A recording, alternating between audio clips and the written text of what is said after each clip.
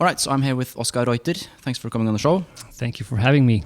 So it's great to finally meet you in person, because I've been following your work for a while now on the internet. Yeah. And we've also been speaking a few times, so but this is the first time we actually meet. Yeah.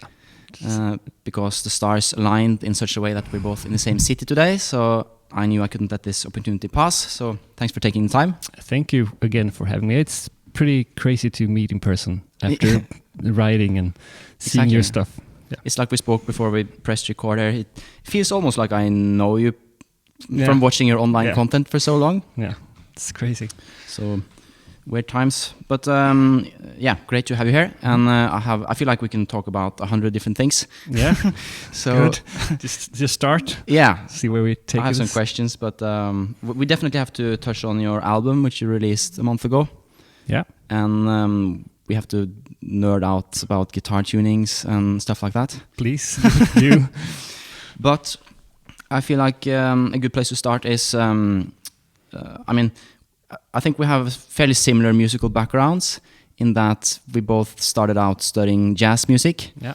But then, for one reason or another, we kind of stumbled into the world of folk music. Yeah.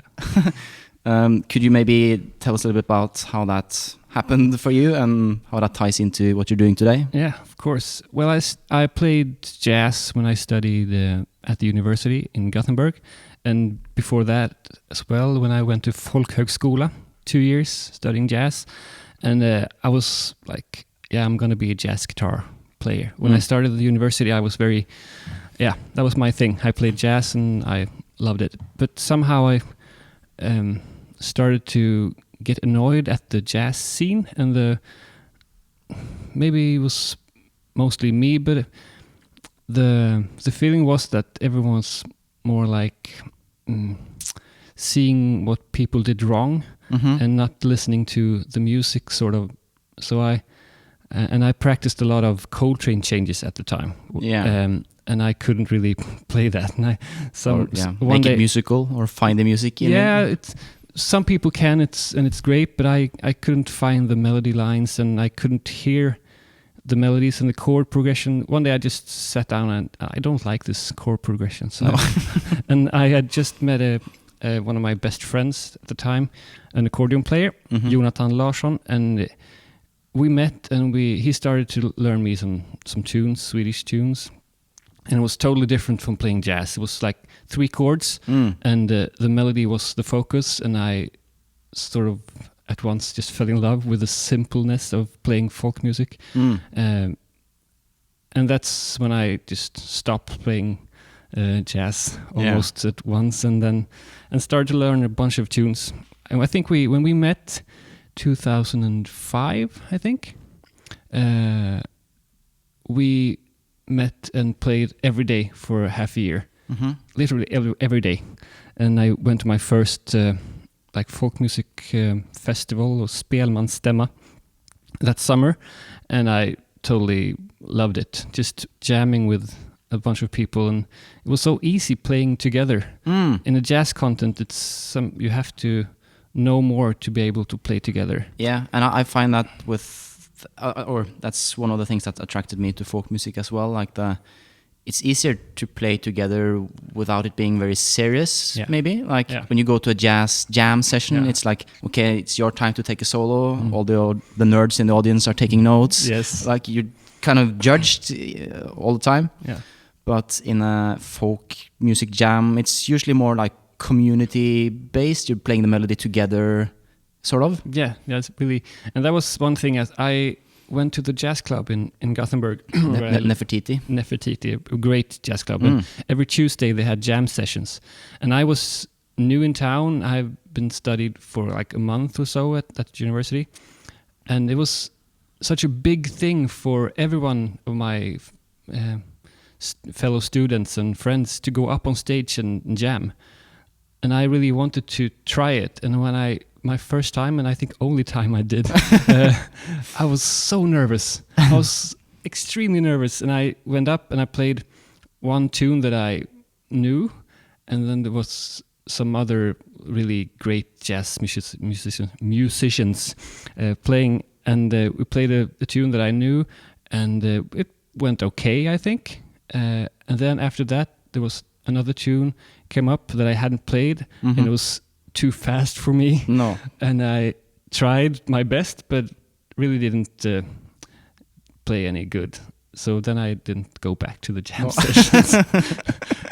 And it was so weird being so nervous for a jam session. Which is supposed to be fun. Yes, it wasn't fun at all. It was really, and it was my first time there, and a bunch of students who've been going to the university for a couple of years was sitting in the audience, and I knew that everyone was like judging me for my playing, and that was how people saw me for the coming years. Exactly what I did there.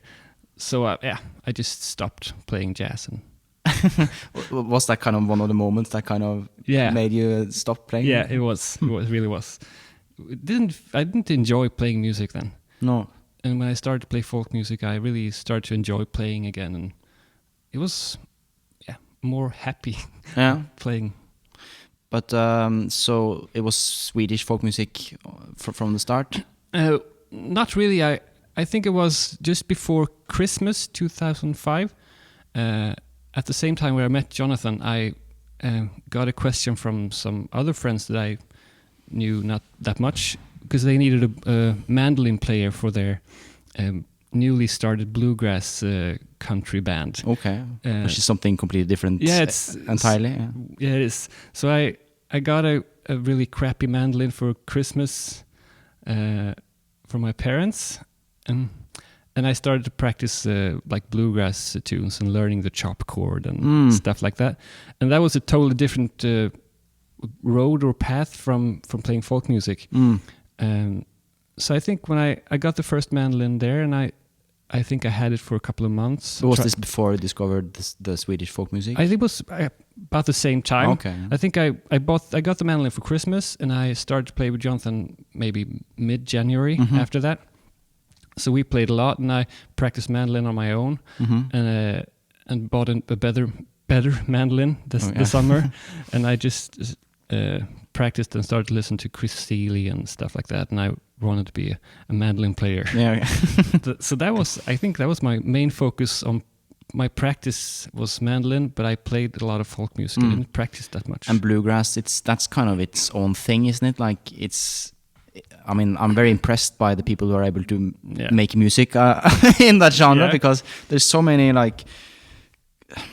well, in one way there isn't, but there's so many rules and constraints to what makes it bluegrass and as we spoke about before we went on the air, like someone like Chris Steele, he can break all the rules and do whatever he wants with it, but you kind of have to get to that point where you know the rules and can actually do music with that framework. But do you still play bluegrass, or is that something? No, I don't. I played in a band called Downtown Ramblers, and we played quite a lot. Sounds like a bluegrass band. Yeah, it was. At first, we were called Emmylou and the Downtown Ramblers because our our singer was called Emily. Her name is Emily. So, but we took that away, so we just became a band called Downtown Ramblers, and I think we played until 2014 or 13, from 2005, and we played a lot, and played a lot in Europe, and went to the States once, and that was a really huge experience and super cool to meet all the real bluegrass musicians there. But I think when we stopped with that band, I really stopped playing mandolin, because it's really hard. Like you said, bluegrass is, I think, super hard. And playing mandolin, you're supposed to play fast solos, and that was never really my thing. I think, but I really like listening to it, and I enjoyed playing as well. But I was more into bluegrass solos, like, oh, now you have 10 seconds to prove how much of a musician you are. Yes, do something very impressive and musically. And interesting. Play the licks, but not like everyone else is playing them. But so I don't play that much bluegrass now. I've sort of went on my solo record, if we go to that, I sort of came mixing some bluegrass and some Swedish folk and some of my jazz background as well. There's even some electric guitar in some of the tracks. Because I think after playing jazz, I think I sold my electric guitars. I had only one for a while that I didn't play. But now I picked it up again. Oh, cool. Yeah, it's nice. Sometimes it's nice to come back to instruments and genres that you haven't worked with in a while. Yeah. Like I'm kind of in a similar boat as you. Like I have too many instruments and too many genres under my belt, but sometimes it's nice to, like, I recently started playing the harmonica again, which is an instrument I used to play mostly in the blues context when I was a teenager, but I recently started using it in like a folk music context, and yeah, it's kind of cool. You approach the instrument different now with all the baggage you picked up along the way. But sorry, just to go back to your record, which is called Current State. Yes. And it seems like it's your Corona project. Yes, it is. It really is. Because when all the gigs got cancelled, I had not that much time, but I had time that I had to do something like creative, not to be like crazy. So I had, I think, 2 recordings from before that I thought they sound pretty good. Maybe I can do something with this and record some more stuff. And at first it was supposed to be like 4 or 5 tracks and just digital recording, digital release. But I think it's 9 tracks now or something, because it was more fun than I thought. Yeah, doing it all by myself. And you have your own home studio setup, like, so you could do it all at home. I have a place where I rehearse and practice, and I just set up my stuff there. It was fun, but I really missed playing with other people. But it's pretty easy to do something on your own. You can do it when you have the time. And exactly. When my kids got to bed, I could sit up and mix stuff and you can make all the creative decisions as well. Yeah. But I think I'm more of a ensemble musician than a solo guitarist. Okay. Because I think I started to play like solo stuff 2015 or something, when I met a guy called Ted Åstrand who builds guitars. Okay. And he built an amazing guitar for me 2015, and I followed him to some like guitar conventions or guitar maker, luthier showcases sort of. So and then I had to have some solo guitar stuff to perform with the guitar. So that's when I started to try that and play more finger style guitar. Okay. But I seen a lot of the stuff I've seen you. Okay, now we're already transitioning into the nerdy stuff. Yes, go ahead. But like most of the videos I've seen of you where you play solo melody-based guitars, you seem to prefer to play with a pick. Yeah. Do you do any fingerstyle stuff at all? Yes, I do. And on the record, I think it's like mainly fingerstyle stuff. Okay. Yeah, I think so. But it's still a very crisp sound. Yeah. Do you have long nails? No, I don't. No finger picks? I just got a really good guitar. Oh, okay. Well. So that's when I started to play more fingerstyle, I think 5 years ago. But it's... and I met a guy called Emil Ernebro, who is an amazing fingerstyle guitar player. And I can't play like he does, because he's a fingerstyle, like Tom Emanuel style guitar player. Yeah, that's not just a separate thing. Yeah, almost. It is. But it was like when I went to these guitar luthier showcases, I sort of got a glimpse of this finger picking guitar world, and it's really big. Yeah, it is. And I try to do my thing with the fingerstyle, playing some kind of folky style of it. Swedish tunes, or? Yes. I started with that. Now I write a lot of music, and I mainly play my own stuff. Yeah, because the tracks on your album is it only your own tunes? It's one by my friend Erik Dahl, and one traditional Norwegian tune. Yeah, the kneppaling. Yes. Yeah. Nice. that I learned from my teacher Matthias Perez. I think 2008 or something. So I picked it up now to record. Cool. Yeah. I like the Waltz That Wanted to Be a Polska. That's a good tune and a good title. It was. I think I made it for some. It was about being yourself, being who you want to be. Yeah, exactly. And when I was pretty new to folk music, I didn't really know what was what. No. What is a polska and what is a waltz, and I made a tune with 3 parts. It's like starts out as a waltz and then becomes more and more like a polska. Yeah, I like it. So okay, it's already a mess. That's usually how it goes. But so you play mainly acoustic guitar and acoustic instruments, but is that something you did before as well when you were into the jazz thing, or did you? That's when you discovered acoustic instruments. Actually, when I started to play folk music, I didn't own an acoustic guitar. I used to play my mother's nylon string guitar when I lived at home, and then I started buying electric guitars. And when I met Jonathan, I had a Line 6 Variax guitar, if you know what that is. Like an electric guitar with like emulations of... So when we started out, I had this Variax guitar with acoustic sound. So it was an electric guitar, and I could even like choose 12-string sound. Oh Jesus! So because I would have judged you very hard if I saw you at a gig. me too. So because I listened to Väsen. That's one of my favorite bands, all categories, and I thought like 12-string guitar, the sound of that is pretty cool. And when I started out, I played standard tuning because that was what I knew. I had never played like dadgad or open tunings at all. No.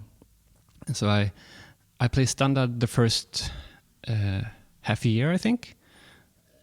And then I bought my first acoustic guitar that spring.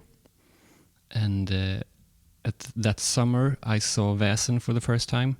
And I also went to a concert at a theater called Västanå Teater. They had a theater with a bunch of like great tunes from their shows, their theater shows. And I saw Matthias Perez also played 12-string guitar for the first time. And I emailed him and asked how he tuned his guitar, and got an email back like when I just had sent mine. And my parents lived in Värmland at the time. And I went to Blocket, like eBay. Yeah, Swedish eBay. eBay. And I found a 12-string guitar for sale just a couple of kilometers away. So I went there and bought it. Okay. So that was your first like acoustic instrument? My first acoustic 12-string, because I bought my first 6-string a couple of months before. And then I like stopped playing electric guitar and just played 12-string guitar. I never looked back. Yeah. And then I suppose you started experimenting with different open tunings? Yes, because when I got the email back from Matthias, he wrote how he tuned his guitar, and he also wrote like string thicknesses of that he used. So I just went and bought what he had. Yeah. And the guitar I bought was a Seagull, the same brand as Roger Tallroth used at the time. So I really had big like role models in the playing guitar, folk music guitar. Nice. It's a good place to start. Yeah, it really was, and still is. They're the best. So, that's the difference between Sweden and Norway, I think. But in Norway, we don't really have a folk guitar tradition in the same way as you have in Sweden. No. There are a few players, really good players in Norway these days, but I feel like they mostly take their inspiration from the Swedish players, like Roger Tallroth, as you spoke of, and guys like Ale Møller and Espen Hazelius. But did you feel like you kind of had to... There was already a tradition there which you could kind of just step into? Yeah. You didn't have to invent... No, that was pretty cool. I just started playing with that tuning and pretty it's pretty easy to get into it because it sounds really good when you just press down 2 fingers. Yeah, I think it's easier to learn that than to learn standard tuning guitars. Yeah, so I started to play that, and it's kind of a similar thing to the Irish jam scene where you just show up with a dadgad tuned guitar and banging just away. Move your capo all over the fretboard. Yeah, that sounds good everywhere. Yeah, well, that's what you think in the beginning, but it can get harder than that as well. So what was the question now? I have no idea. I started to like transcribe a lot of SN tunes and listened a lot to both Roger and Matthias, and found there are pretty other amazing players as well that I listen to. And Ale Möller is also a big influence. But that's a different kind of like the sittern or mandola. Do you play any of those kind of... I don't even know what to call those instruments. Like no, it's big mandolin. That's a jungle. I call mine. I have one, and the first one I got was called låtmandola. It's like a tune mandola, but it's actually an octave mandolin. But I usually refer to them as like bouzoukis. Yes, that seems to that's the Irish. I think sittern is the most common nowadays. Like 5. Would you say string pairs? 5 string pairs or 4 string pairs. But it's basically an octave mandolin with an extra pair of strings. Yeah. So it's when I tune mine in fifths, it's a octave mandolin plus a mandocello in one. I don't know what a mandocello is. It's a cello, a mandolin tuned as a cello. Okay. Yeah, we could talk about that as well, but that's not really what I don't play that much sittern. I got one because I needed one for a job. Yeah, exactly. Yeah. So when I choose an instrument now, I only play guitar, 12-string or 6-string. Because it's a bit of a different approach, isn't it? It depends, I guess. I think maybe you could approach the guitar more like a sittern player, like play more lines and counter melodies, things like that. I think when it's for me, it's like different tunings. It's totally different things. When I pick up a guitar that's standard tuned, I only play like jazz licks, because that's what's in my fingers. Yeah. When I pick up my guitar that I use now, that's tuned, if anyone wants to know, it's CFCFCG. Okay. Is that something you've made up yourself, or it's like Roger Tallroth tuning? Yeah. Only on my 6th string, I tune it up a third because it sounds better. The low... Roger tunes A-D all over the place, all over the fretboard or the strings. But on the 6th string, that's too low, I think, because the string gets too wobbly and it doesn't sound that good. So, I mean, I dabble a bit in guitar myself, as you know. Yes. Mostly in like Celtic music, but every now and then I find myself at a jam session where they play like Pols or Polska Scandinavian tunes. And if I'm drunk enough, I try to do some backing, and it sounds rubbish because it's very different from the Celtic style. Yeah. I struggle to get the rhythms right. It might be a bit easier with the Swedish music than the Norwegian. I haven't like experimented enough with it, but the thing with the Celtic tunes is like they have a steady beat. Yeah, it's more party music somehow. Well, maybe, but it's it's kind of it lends itself to like a steady backing, whereas maybe in Scandinavian music you need to follow the melody even closer. I don't know, do you have any insights on how to approach this? Yeah, the way I think about it is that the melody is the main thing. It's not so common to have a tradition you have dance music that's based on a melody. No. Of course, the melody has rhythm. Yeah. But But that's kind of unique, isn't it? Like I spoke about this with Jens as well, your bandmate from Sver, about how like the Scandinavian folk music is like, it's a melodic tradition that contains both the melody and rhythm, because the tunes have a lot of notes to like keep the rhythm for the dancers, and there's also harmonic information in the tunes just by how they're made. So it can be hard for a percussion player or a chord player to approach them, because at least I find myself that it's so easy to just step on the tune or take it, like force it in a direction, you know? Yeah, that's sometimes I think to learn a tune, I have to... I try to learn the melody, and then it becomes something else when you add a guitar to it. Then And sometimes it's not better to add a guitar. No. You just have to sit quiet and listen. But so you say not all tunes lends themselves as well to chords? Well, I really like adding chords to melodies, so I try to do the melody justice somehow.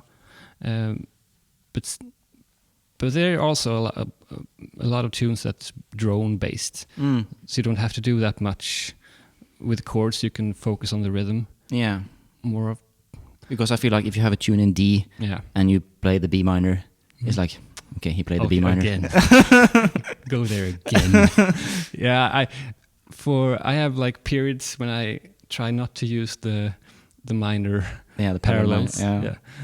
Because such an obvious thing to do. Yeah, you play it in the second B part, you go to the minor, and then you go to the like third in the bass thing, and sometimes I just get sick of that thing. But it's and sometimes I really love it. Yeah. But would you say it's important to? Because what I find with Scandinavian tunes is the rhythm kind of changes from bar to bar as well. Yeah. So you kind of you really need to know the melody, I suppose, is the bottom line. Yeah. Like in an Irish tune, you can kind of get away with just banging out some really groovy rhythm because you know that the melody will kind of keep the same pace in a way. Whereas with Swedish and Norwegian tunes, that's often not the case. No, I agree. It's very melody based. But do you have any advice for like guitar players who want to get into that tradition, like where to start? When I have like workshops and stuff, I always start with a melody. I learn. You teach them how to play the actual melody on the guitar. Yeah. And of course it's different with you can't really play the bowings and stuff like that, but just to know the rhythm of the melody and the notes helps me to also to start hearing how to find chords to it. And as you said, it's very often very the chords are given in the melody. You play the chords that the melody plays somehow. It's, how do you explain that? You know what I mean. I think I know what you mean. You can hear the chords where they change and and I think it's just to start hearing that. And then sometimes I hear different stuff than other guitarists, of course.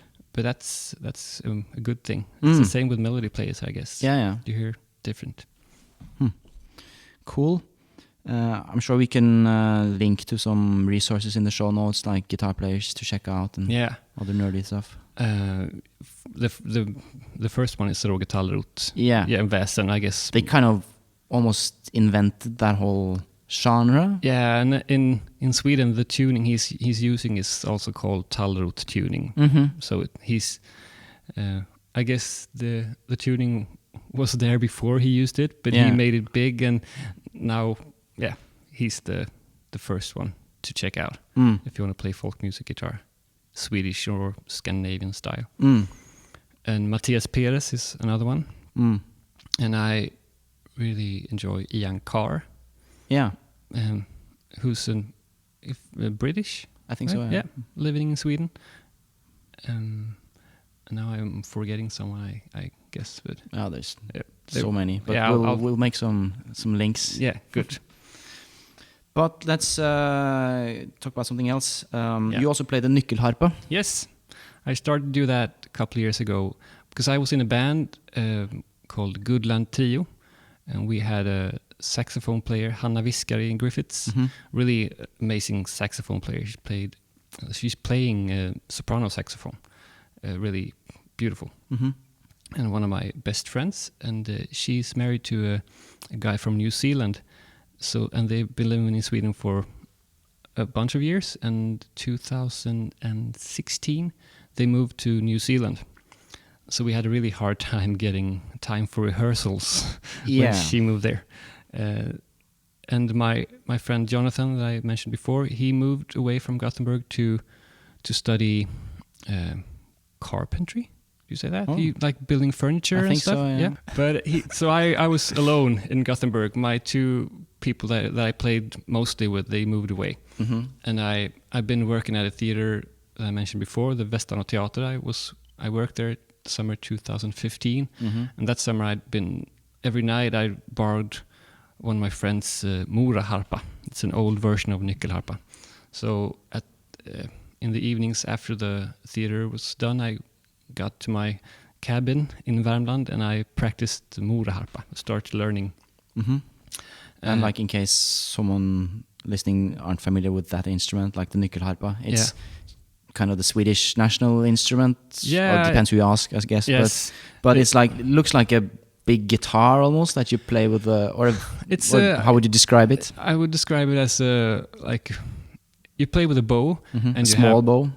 Short bow, and you have keys, like you press down keys, and instead of using your fingers to press down the strings, you have these keys that press down. So it's like a medieval synthesizer. Yeah, almost kind of like a hurdy-gurdy played with a bow. Yeah, that's the really good explanation. And a lot of resonant strings as well. The traditional nyckelharpa, the one that's mainly played now, has got 3 rows of melody, 3 melody strings, and 1 drone, that you can play with a bow, and then you have 12 sympathetic strings. That's the word. Yeah. So 1 for each note. So there's a lot of strings to tune. But the one I play is a fiddle-tuned nyckelharpa. So it's So I'm guessing this must have been a big change coming from, I have a fiddle that I take out sometimes and embarrass myself. Yeah. But it's such a, anything played with a bow is just so different from everything else, I think. Yeah, it was really hard. And since I pretty much knew how to play guitar pretty good when I started playing nyckelharpa, I knew how music could sound good. Which makes it even harder. Yeah. Because you realize how shitty you are in the beginning. And I really had to not listen too much at how crappy it sounded in the beginning.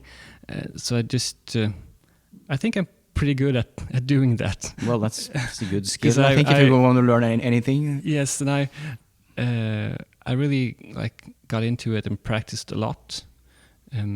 But it's really hard. Playing with the bow that's the main, how to keep the groove and everything is in the bow, and it's hard.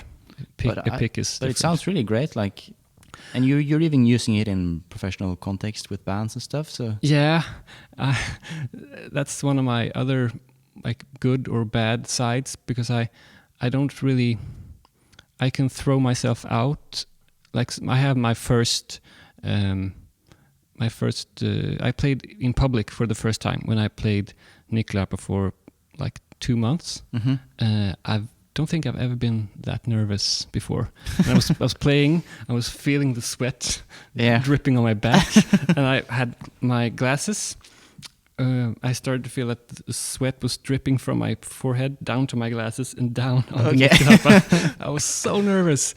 And it sounded pretty bad, and my hand was shaking. I don't know the English word for that, but shaking bow hand, maybe. Maybe it's because it's a traditional instrument, the stakes they feel higher in a way. I know. It was really weird being that nervous, but it's also good to know how people starting playing instruments feel for the first time playing in public. I mean, I picked up the guitar a few years ago, and I also started playing. I'm using it in professional context, and for the first few years, I just felt like an imposter. I know exactly what you mean. I still do. Okay, someone is gonna discover that I don't have no idea what I'm doing. But as you said, that's the way to learn. Put yourself out there, and and I've really gotten pretty strange gigs for because I play the nyckelharpa.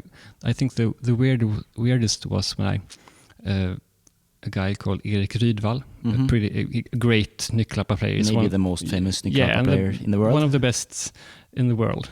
And he played with a Swedish rock legend called Thomas Ledin. And he had a show in Gothenburg where he played nyckelharpa, and this is a rock band, and but he did kind of a folk album, didn't he? Yeah, he did a couple of years ago, and on this show he had nyckelharpa and the fiddle and a saxophone player besides his like guitar, bass, drum band.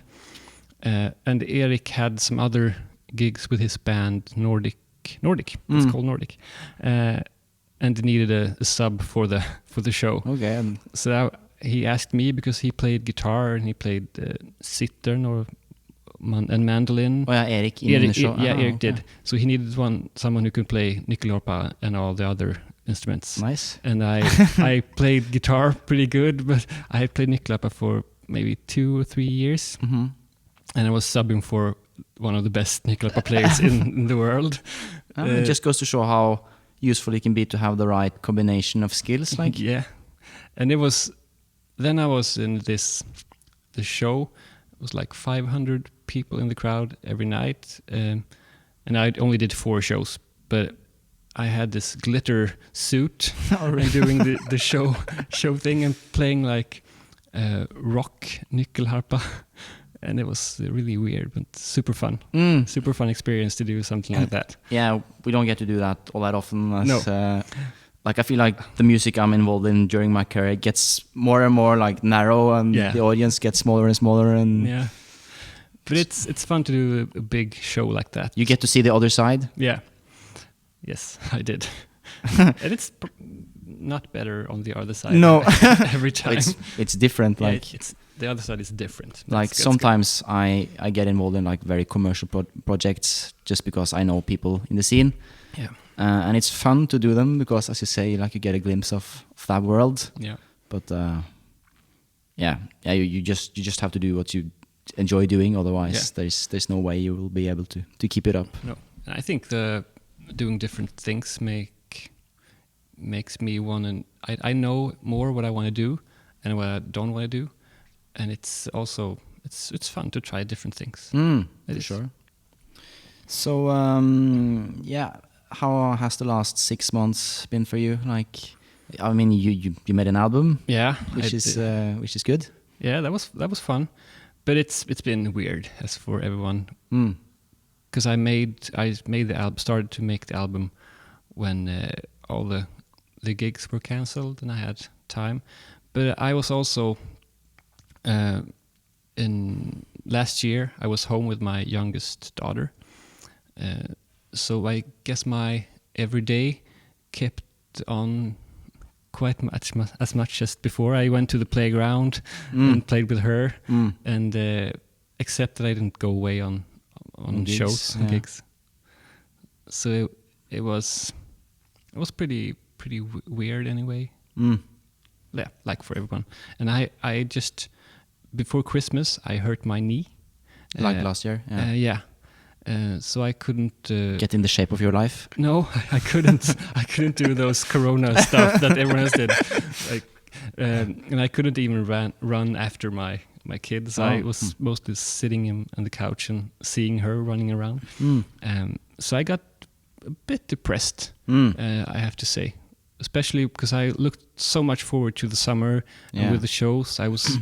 I had some shows with Sver, which I really looked forward to, and had some other stuff. But you even joined now? Yes, I think I'm. Congrats. That's why you're here. Actually, you played a show last night. Yes, I played a show with Sver for Folkorg, which is like the Norwegian folk music organization. They did some big streaming events. Yeah, 6 hours. 6 hours folk music stream. So that's pretty massive. That's pretty good. And it was really fun playing with them again. And as I said, I really looked forward to doing some festivals with them this summer. And I had was going to California to teach at a camp, Sierra Fiddle Camp. Yes. Really looked forward to that. And then it all got cancelled, and I was sitting on my couch with my knee. Yeah. And not sleeping too much with my kids. No. So I got a bit depressed, but I think somehow some gigs that wasn't booked before came, like streaming stuff, and it wasn't as fun as playing live for people, but it was playing with people. Yeah, that's been the big thing for me. Like, miss playing with other people because I mean, as you know, I managed to make myself busy, like doing things like this. You're really busy, and but I need to play with other people. I'm not really that much of a solo. I've never been that much of a solo player. For me, it has always been about playing music with other people, and that's not very easy. No, it is. It's not. But you sound good playing on your own as well. So. Oh well, thanks. Well, you too, but. Thank you. But I'm the same. I enjoy, like, music is the thing with music for me is making it with others and like see what happens. I think when I was like 14 years old, I was planning on quitting playing guitar. Okay. Because I didn't really enjoy it. I was going to this music school, and I really loved my guitar teacher. He was great. And he was the one who said, "No, just continue a bit longer. Maybe find someone to play with." Okay, because you weren't in the band or anything at that point. And then I met some people, and I joined the band. And then it all makes sense. Like yes, to playing with others is that's the main thing. Cool. But how do you see the next 6 months? Do you have any? Because, I mean, this isn't going away. Like we can always, of course, we can hope that the society are able to adapt, and like, I mean, it is possible to have concerts the way things are now, but it's so difficult with like the distance has to be there and all that stuff, and you never know. All of a sudden there can be like what do you say? New outbreaks, and then everything gets cancelled. So I don't know. I don't really know, because the show last night with Sver was the last booked show with Sver, so we don't have anything. Maybe the Orkney festivals in May is next thing, because we had a tour in the States in January that's cancelled. Which is kind of fun, like you joined the busiest folk band in Scandinavia, and then, no, by the way, all the gigs are gone. It was like, I joined in August, and we had, I think, 8 shows in Norway, and then 2 American trips coming up, and a week after I joined, all the gigs were cancelled. Yeah, so it was pretty weird. It's a bit funny. Yeah, it's funny. But not only funny. No, it's a bit sad as well. Yeah, but so it's last night was the last show with Sver that booked, and I have one like church gig in November, and that's it. That's it. But I don't have any more. Yeah, one like workshop weekend in February. But I don't know what happens. No, yeah, I have like one gig before Christmas or something. So that's pretty depressing, but I mean, I think it's important to pay attention to your mindset, because it's, as you say, it's so easy to get depressed. Yeah. But I think the only way to get through it is to just find the things that give you joy or are like a bit of light in the dark, and just cling to them, and like really pay attention to what works, even though it can be hard at times. Yeah. But you're busy. I mean, I managed to keep myself extremely busy no matter what. I mean, I'm stressed out even though there's nothing to do. Yeah. So maybe it's a bit of a double-edged sword for me, actually, because I really struggle to just relax and like not do anything, which I should probably do at some point. Like finding the balance. Yeah, maybe.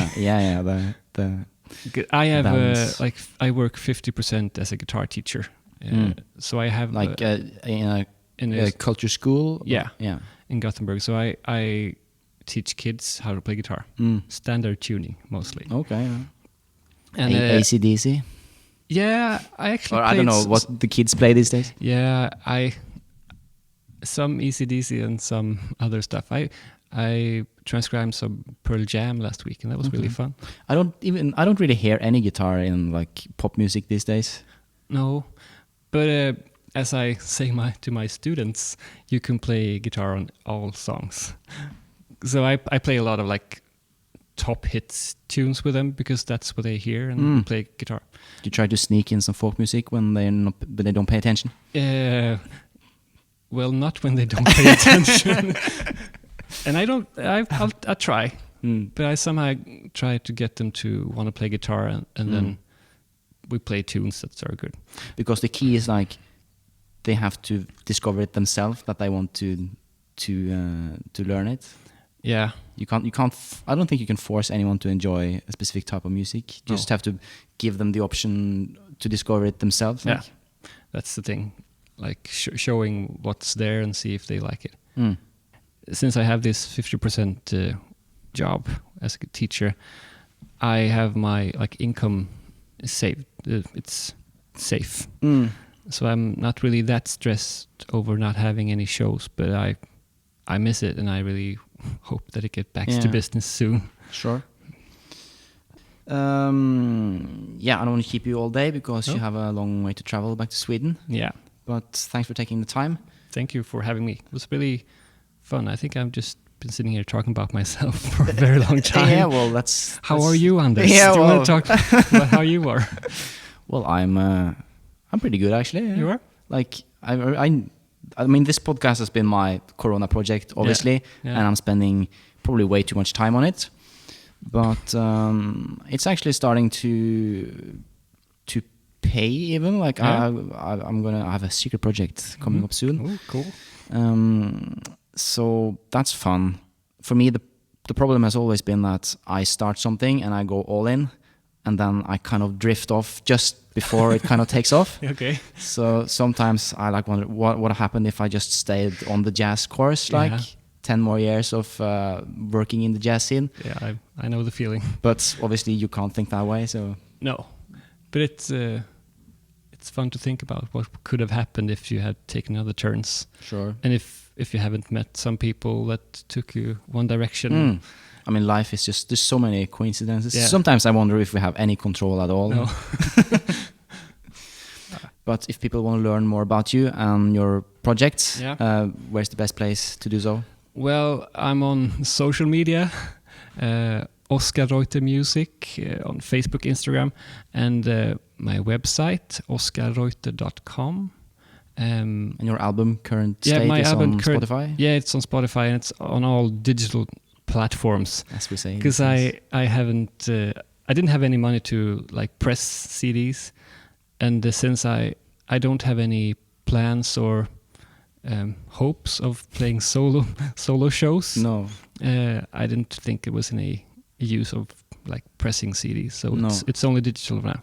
I have gotten 4 emails that people want to buy, and I'm not sure it pays off to just press 4 albums. Yeah, let's put it this way: under my bed, there's 1,000 CDs. Yes, I also have a lot of CDs. If anyone want to buy a CD, just let me know.